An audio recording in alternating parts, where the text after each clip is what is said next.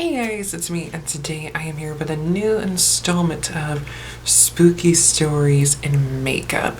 And I'm trying not to squint too much right now because there's a lot of light shining into my room at the moment.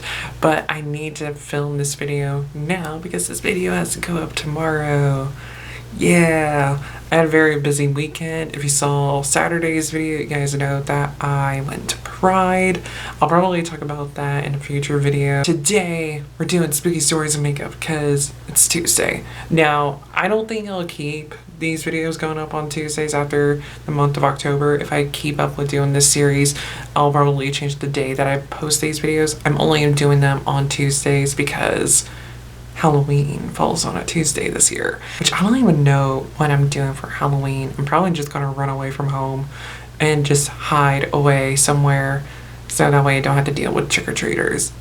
Because if you're unaware, I hate children. But today we're gonna be doing a very simple, basic, fresh face kind of look with a bold lip, and we're just gonna do that because it's gonna kind of sort of tie into the story that we're covering today, which is a creepypasta that I enjoy a lot called The Woman Holding Orange. This is such a strange and bizarre creepypasta, and throughout the entire story, like, the guy is just like really hammering in like, this is a real story, this is a real thing, and those kinds of creepypastas just kind of like, you're doing too much, honey. We know that this isn't real.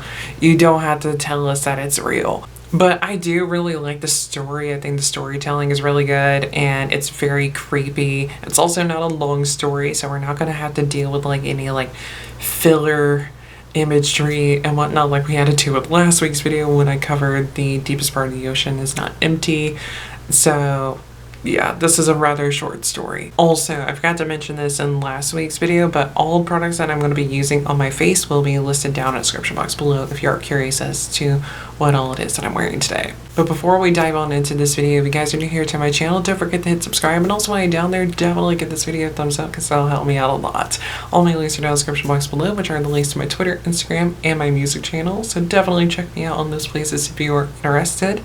And let's get to being pretty and telling a spooky story. Okay guys, before I begin, I gotta give you a fair warning.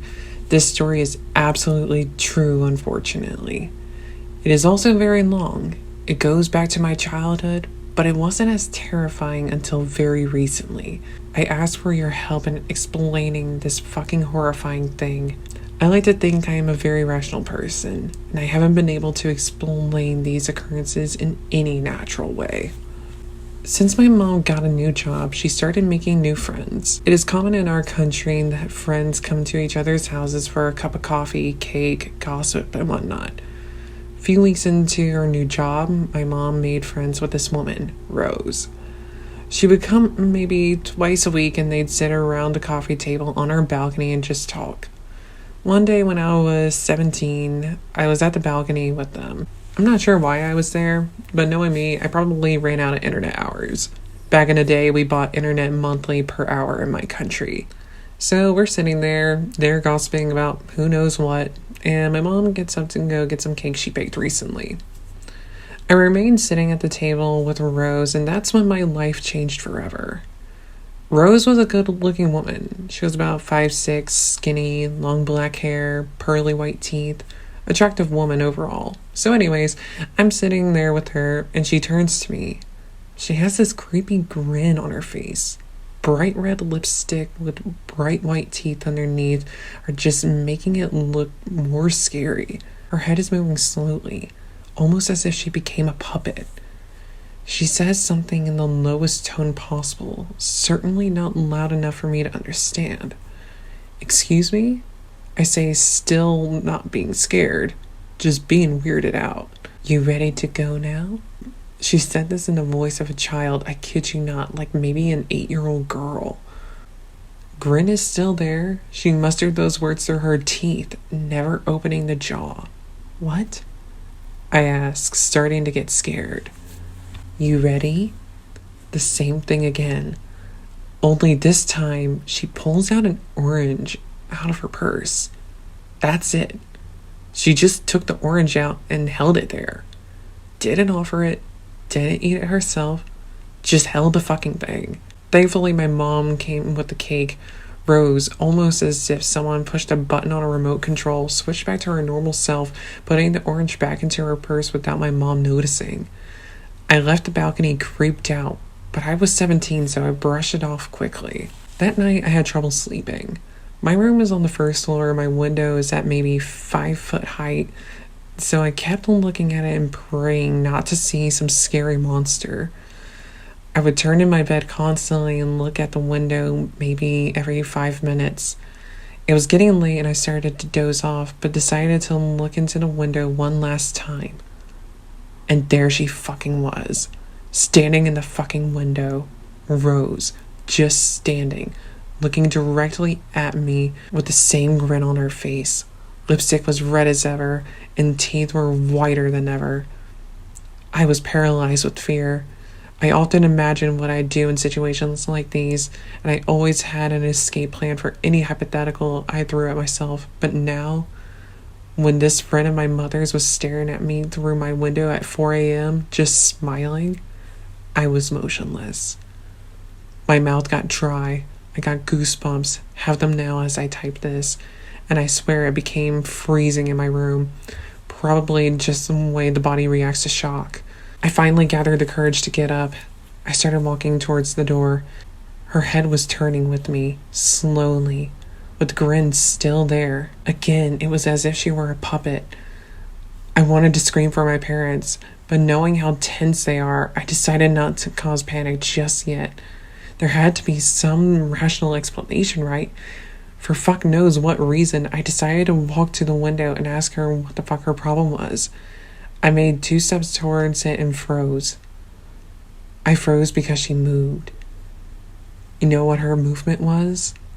Taking the orange out of her purse. Anyways, after being terrified for a minute, I decided to go on. I am a big guy and I figured I'd be able to fight her off if push comes to shove. My windows pull up in order to open. I pull it open maybe some 10 inches and stop. She's not moving. Just holding the fucking orange and looking at me with the scariest grin you'll ever see. I stand there. She stands there. Then she starts bending. But every move she makes is so slow, so mechanical. She's bending so she can reach the open part of the window. I'm horrified. She pushes her head through it, just enough space for her head to go through. You go with me now? As she's saying that in her 8-year-old voice, her hand is making its way through the crack, holding an orange. What do I do? What you do? Fucking run. I run out of my room screaming for my dad. My dad, being a light sleeper, he jumps out of his bed and screams back at me, asking what the hell is going on. All I can muster to say is, Rose, window. While Dad is putting his pants on, I run back to my room wanting Rose to be there so he can see that I'm not crazy. You know how in horror movies the person you saw is gone by the time witnesses come? Yeah, well, similar thing happened, except I caught Rose leaving. There's a house some 100 yards away from mine, and it had one of those motion-activated lights. Lots of crime back home. I saw the light turn on, and a glimpse of Rose disappearing behind that house. By the time Dad ran into my room, she was gone. After much talking, he decided that it was just a nightmare and told me to call him only if someone physically comes into my room. Needless to say, I got exactly 0 hours of sleep that night. Nothing happened in the next few months. Rose would still come visit my mom, but I'd make sure I wasn't there. As in every teenager's life, so many things were happening around me, and I forgot about the Rose incident. Then one day, I was spending my afternoon browsing internet. Years before Reddit, unfortunately. I got pretty hungry, so as a spoiled child, I yelled from my room to see if my mom would come. She didn't. Oh well, tough luck. I have to go to the kitchen and make myself a sandwich. The kitchen in our house is connected to the living room, but you can't see the living room until you're at least in the middle of the kitchen. So I open the kitchen and walk in. I freeze. There it is. Right there on the kitchen table. an orange. Immediate thought of that creepy night. Rose is here. I'm still motionless in my spot. A few seconds later, I realize how stupid I am for relating a common piece of fruit to a crazy window stalker. So I walk towards the table, wanting to put the orange back in the fruit cabinet. I grab the thing and I hear a voice behind me. You'll have to come with me soon, you know. Child's voice. It's Rose. I produce some kind of noise resembling a scared pig about to get slaughtered. Lightning fast, I turn around and there she is, standing in the middle of the living room. Just standing there. Same grin on her face, same lipstick on her lips, teeth white as ever. Only she started tilting her head to the left a bit, in slow motion. I remember it as if it happened yesterday. Her long black hair falling down her shoulders, white summer dress, bright red shoes to match her lipstick. There's this woman who already scared the shit out of me once, standing alone in the middle of my living room, pale as a ghost, bright red lipstick and shoes, tilting her head to the side, speaking in a child's voice. And then, she takes an orange out of her purse, takes it out slowly, and looks at me, as if she wants me to have it. Just as my self-defense mode is about to take over, and I either run away or tackle the crazy bitch, my mom walks in. I know it didn't happen, but it seemed like my mom brought the light into the room. I released a breath of relief. Rose, of course, went back to her normal self. They were about to go for a walk and my mom was getting ready in her room while she was pulling her grudge shit on me. Since my parents wouldn't believe anything I was saying about her, I wasn't sure what to do. Only thing I could do at that age is nothing, I suppose. But I swore I'd punch that woman should she ever come close to me again. A year or so had passed without any incident, and I was getting ready to go to the United States to study in college. Since I was going to play basketball there, I had to prepare for it. I spent summer away from home, working out in a training camp in a town about 40 miles from my city.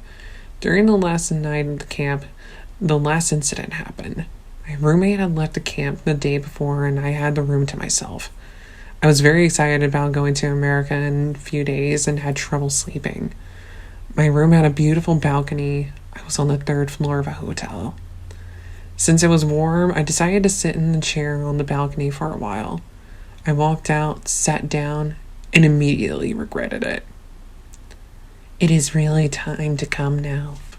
I mean, it's been a while since I last heard that voice, but something like that stays with you forever. I turned my head to the right, and Rose is standing on the fence of a balcony of the room next to mine. Mind you, not standing on the balcony or sitting at the table, but standing on the fence. How she was balancing, I don't know. Balcony was at least 50 feet from the ground. She was holding the orange, only this time, it seemed to have been somewhat rotten, not nearly as bright as the first 3 times.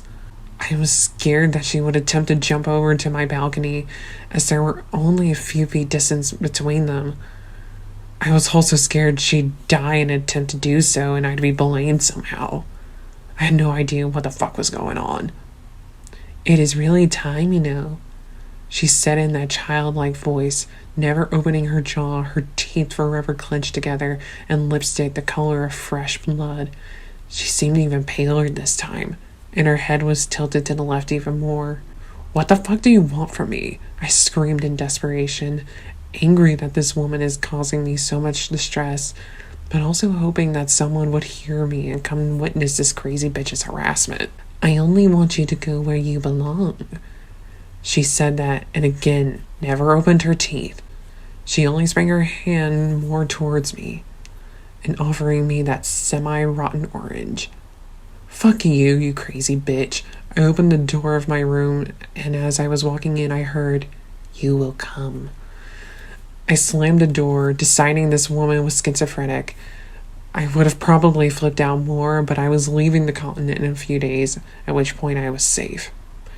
Wrong. I came to the US and I have been here for 7 years now. Forgot about the incidents and went on with my life. Only time I ever thought about Rose was in talking to my mom, who said that since I left, her friendship with the crazy bitch fell apart. I was glad. Last 7 years were the best of my life. I got a bachelor's and master's degrees. I got a wonderful girlfriend. You know, life's good, man. So it was last Friday, September 21st, the release of iPhone 5. And I am in front of the store with about 50 other people.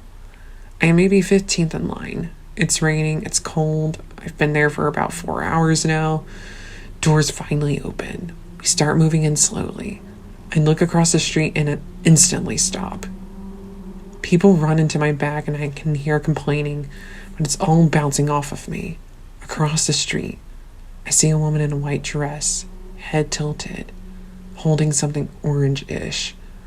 Grin on her face, lipstick so bright red I can see it from across the street. I can't move.